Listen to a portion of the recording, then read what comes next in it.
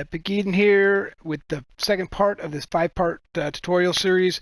Now we're going to learn how to create a shop, kind of like the one I have behind me right now, where you can go trade all your goods. I'm going to show you some tricks too at the end of it, not just merchandise, but other things that you can sell in your shop you may have not have thought about, depending how you like to run your map or your server or your game, whatever it is that you're working on. I'm going to try to help you out with some ideas. All right, let me get set up for that, and I'll be right back. Yeah. Yeah.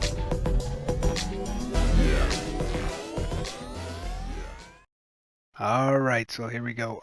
Just to get set up, we're going to get a little bit of money. I set this to 5,000, so we could have a little spending cash. So first thing before we even head into the shop, I just want to go over the NPC players and let you know that they're a little tricky, and Bedrock is funny. I'm going to show you two things that you have to do in order to make this work. Okay, so you can summon in a NPC player just by, I've got right here, and of course put in your command, you want the slash summon NPC, and it'll summon an NPC. Now here's a trick. Now if you have multiple shops, for instance, this guy's name is NPC, so he's already named coming into the game. So no matter, even if you go in here and you basically change his name to, let's say, Joe. No, my name's not Joe, but Joe's a fine name. So we'll name this NPC player Joe, and then all our blocks are running off of Joe, and we'll get more into that in a second.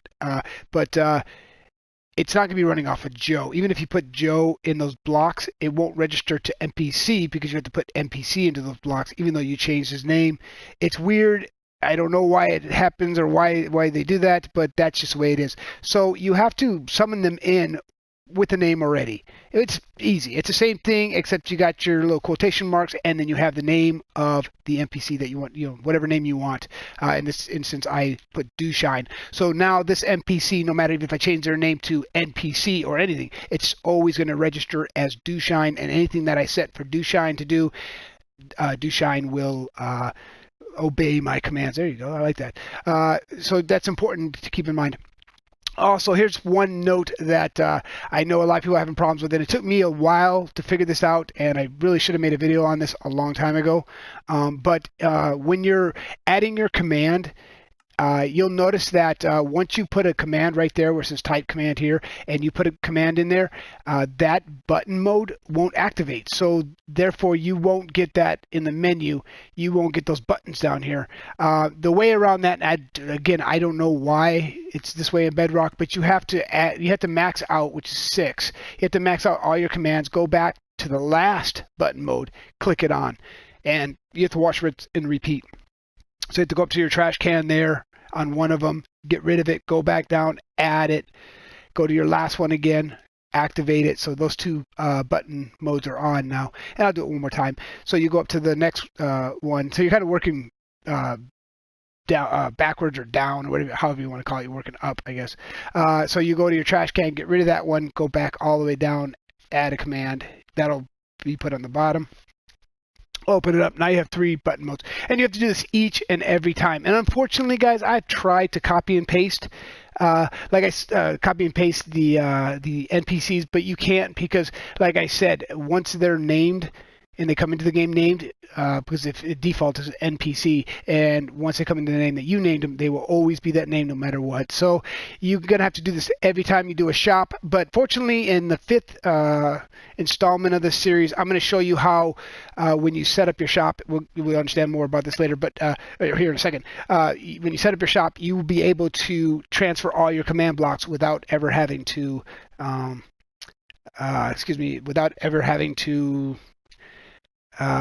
paste all those commands inside those command blocks. I knew I was going to get it. It took me a second. But anyway, I may come up with a way to do this guy as fast as possible. Maybe give yourself a command block with name. But like I said, it's not a problem. Like, you can stand right here. I'm going to give you an example how easy this is. Say you want you set up your shop right there, because your command blocks don't have to be right on top of your shop. They can be beside it or whatever else. Let's just say you want your NPC here. We're going to push / summon NPC, do shine, and they're gonna right where I wanted them, right where I was standing. So just summon them right where you want them, and they'll pop down right there, and that's it. Now, what's cool about the NPCs is NPCs are not affected by mobs. They're not going to be zombies aren't going to attack them. They're completely fine. They're not going to go wander off. They're not going to despawn. That's what I love about NPCs. So there are some good things and bad things. Okay, let's head into the shop. This video is running a little long. I still got I'm only on my second one. I still got 5 more to go. All right, so this is basically a typical shop in Dreams of Darkness. I hate floors. No, I'm just kidding.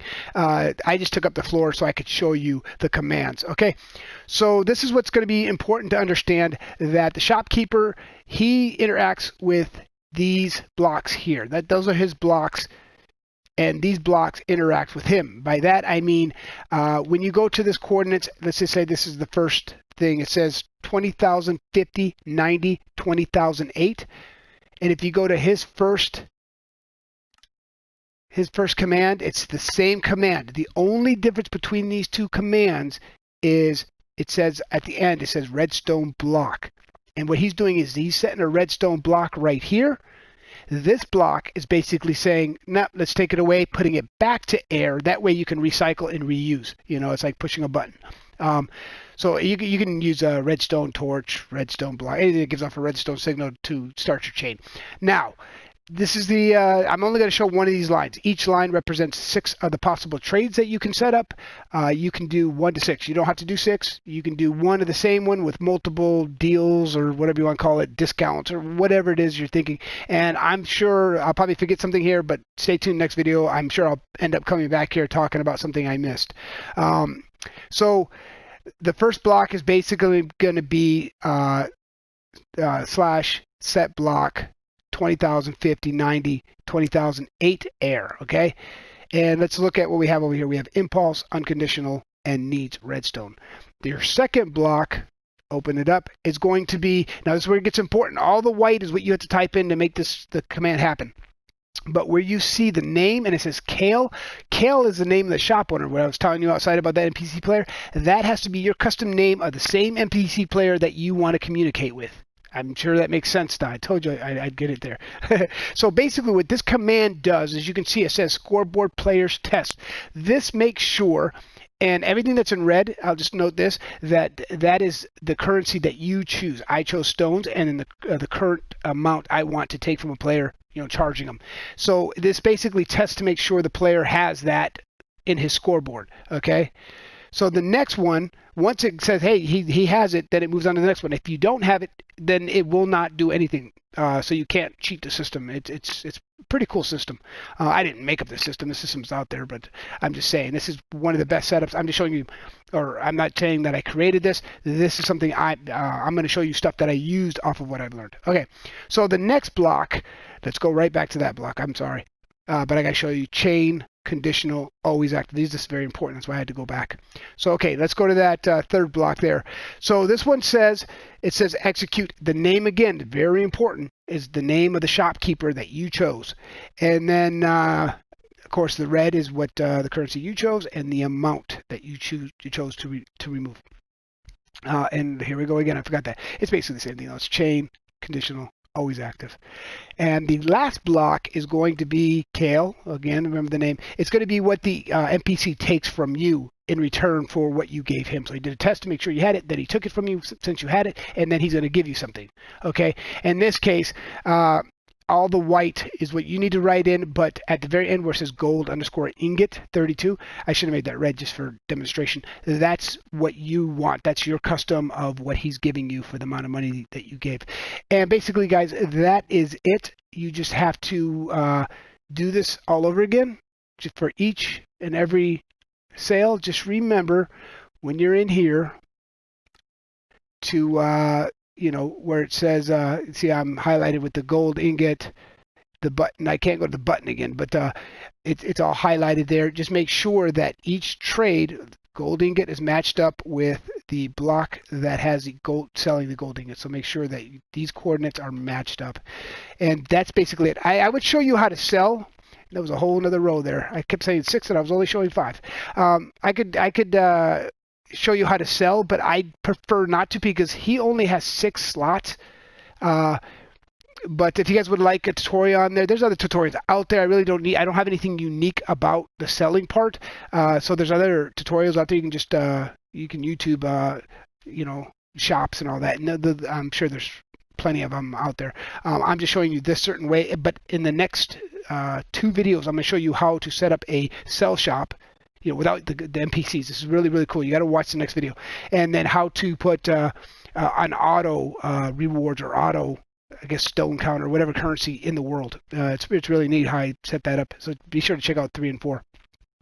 Check them all out, man. Man, you know what? I'm almost on 100 videos. Go check out all my videos. Anyway, so yeah, that's gonna do it for here. Just remember. Oh, here's an important thing. You see, I have his name turned off. Like I said, it doesn't matter what you put his name in here. So his name was Kale, yeah.